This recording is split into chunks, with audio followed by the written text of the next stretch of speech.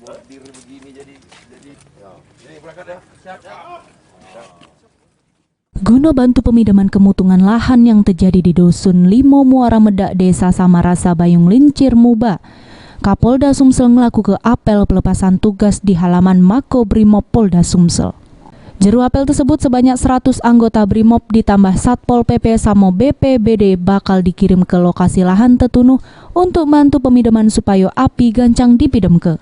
Irjen Pol Firly selaku Kapolda Sumsel negaske kalau anggota yang dikirim sudem dinjuk peralatan yang cukup seperti mobil yang pacak nampung 100 liter banyu sama karunggo dibuat pemidaman secara manual. Satu adalah kendaraan double cabin yang sudah kita modifikasi dengan satu mobil cabin itu bisa membawa 1000 liter air.